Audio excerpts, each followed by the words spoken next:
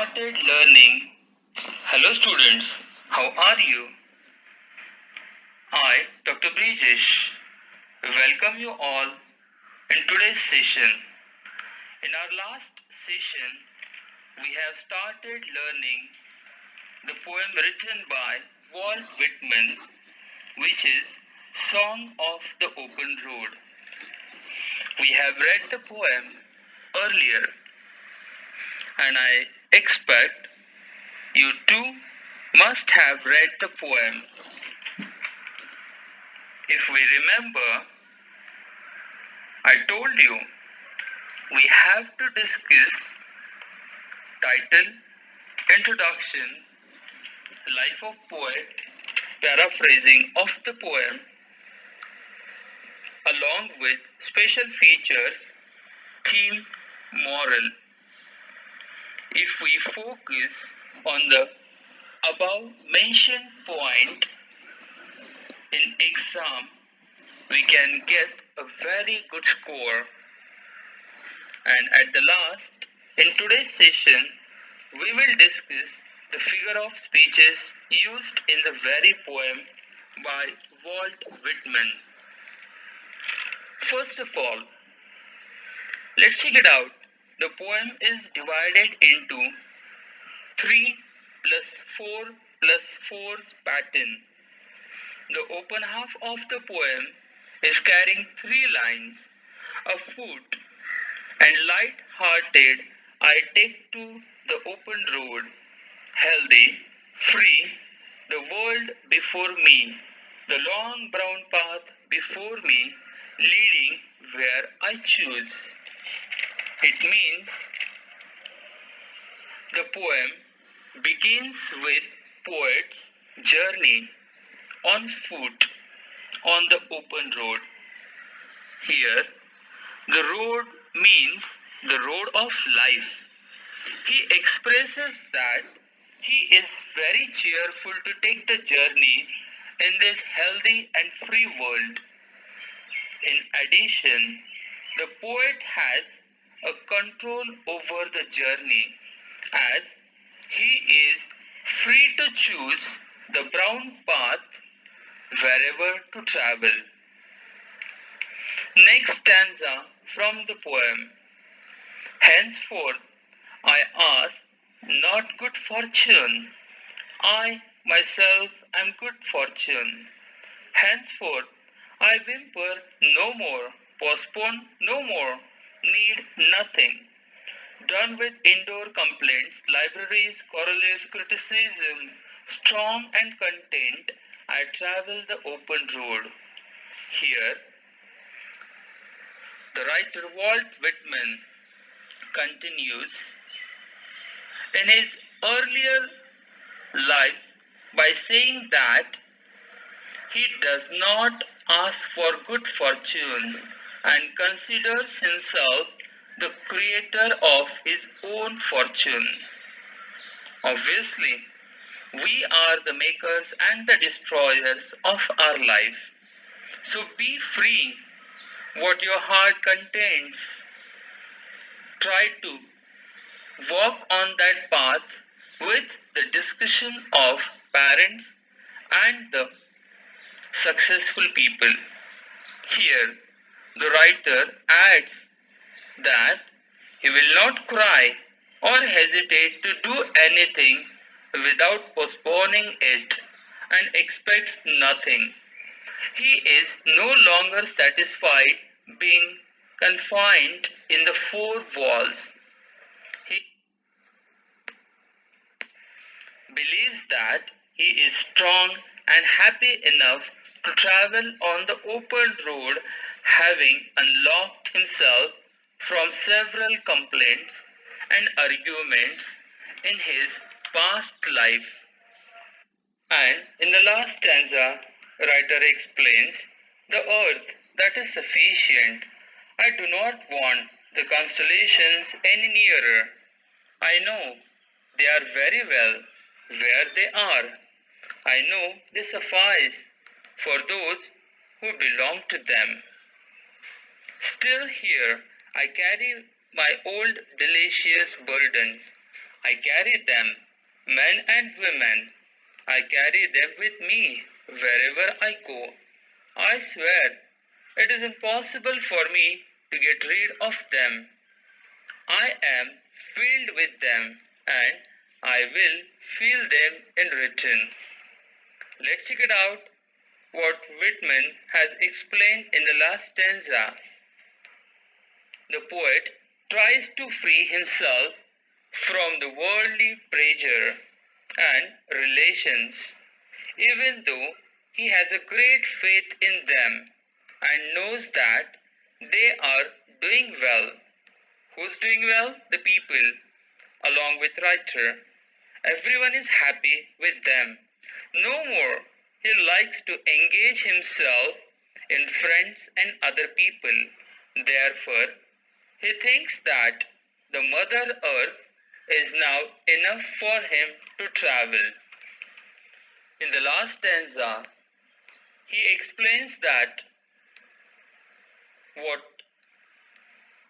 he is having with him, that is enough for him to go ahead. He does not want it to get stuck into the botheration or the burdens which he has received from his friends, relatives, or from the society. He wants to live free life where he does not expect anything from anybody. He is contaminated, satisfied with what he is having with him. The word old delicious burdens that writer is going to carry with him, it means that from the past he has received many difficulties, oddities, but in past he had lived some beautiful memories also. From some good men and women he had gathered good memories. He will not forget them. He will return the goodness which he has received from the society, from the people, from the relatives to them. But now this is the time where writer wanted to move ahead. He wants to live free life which will offer him a complete liberty where he can do whatever his heart and mind is telling to him. That's what the Song of the Open Road by Walt Whitman. In very short, if we have to summarize the poem, writer Walt Whitman has explained, listen to your heart.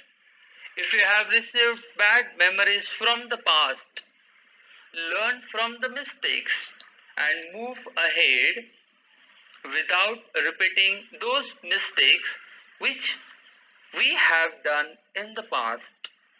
Move ahead in life as we humans are the continuous learners. We should not stop whatever comes in a life. Learn from the things and go ahead. Instead of criticizing on others, evaluate your own life. Personal evaluation will help us to go ahead and to climb all the successful steps in life. It will help us to cross all the milestones in life and will take us towards the beautiful life. As Walt Whitman considered himself to be a lifelong learner, he had very little formal schooling in his life, but he is not going to stop his learning in the journey of life. He had lived life good to 72 years. He died with a stroke in 1892. Walt Whitman was an American poet. He is well known for his essays and journals. He is often called the father of free verse. He was born on Long Island in 1819 and grew up in the New York City and died in 1892. In his poems collection, O Captain, My Captain, and Poetries, Leaves of Grass are his remarkable literary works. Our today's poem, The Song of the Open Road, is also taken from the collection of Leaves of Grass. Now, let's discuss the special features of the poem. The poem is written in very simple and effective language, which is easy to understand. There is no rhyme scheme and meter, as the form is free verse.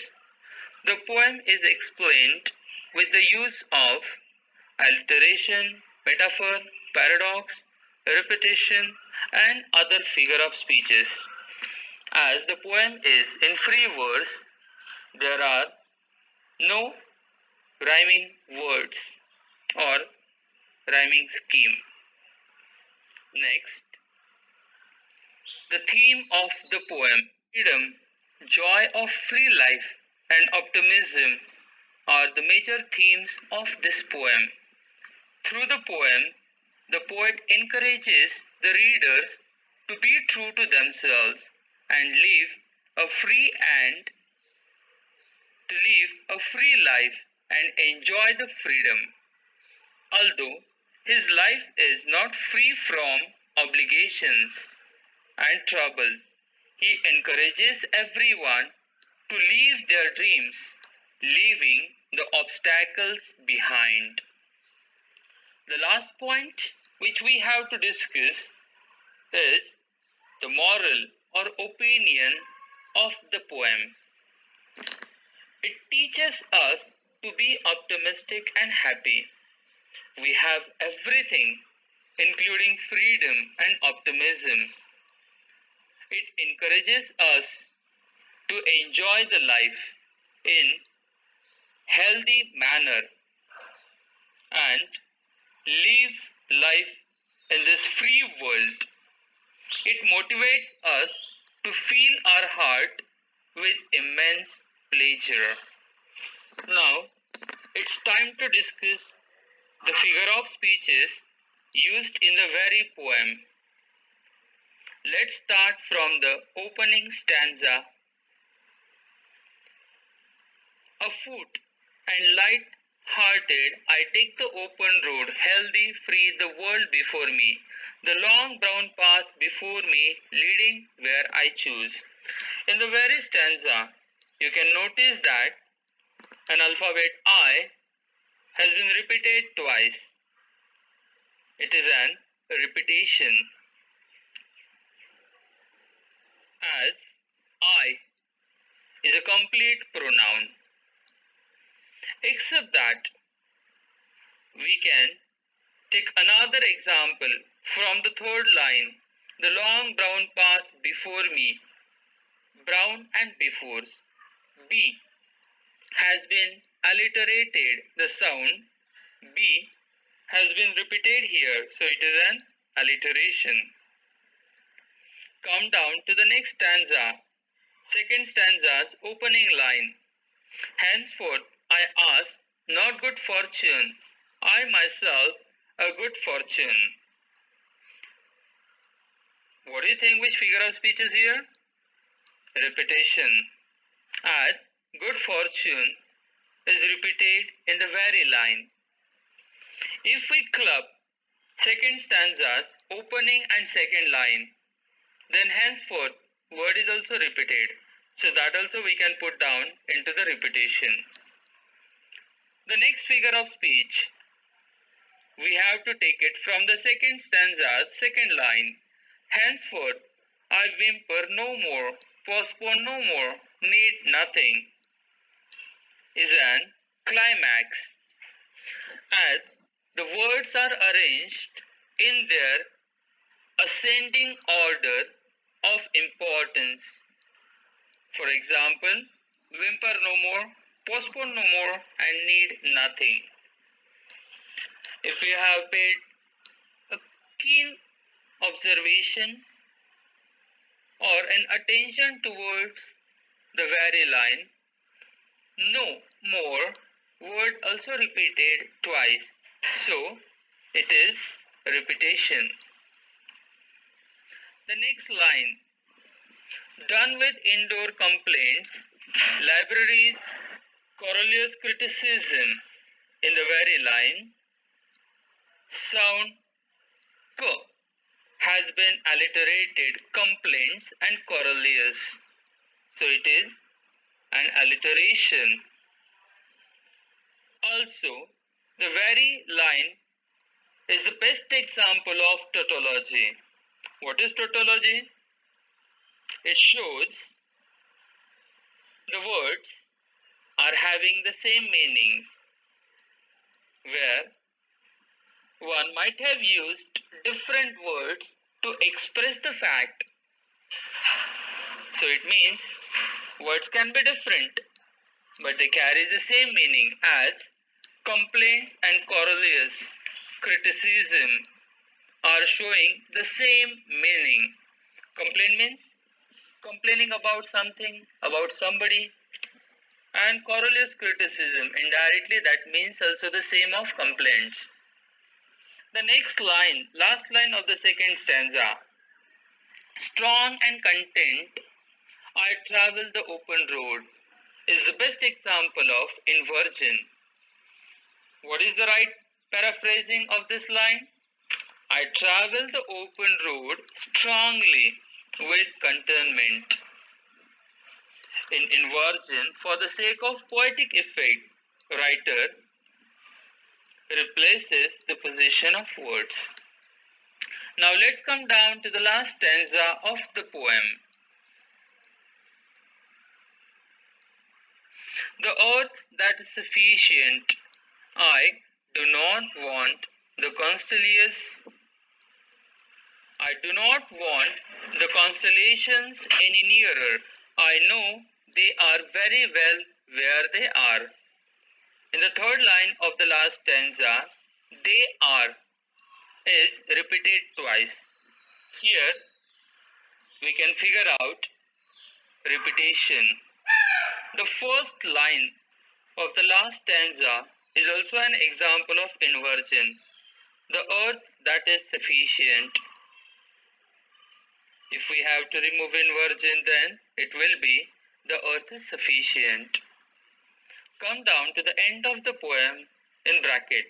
Still here I carry my old delicious burdens is the best example of paradox. Paradox, contradictory ideas had been put down in a single line as old memories are indirectly compared to something delicious.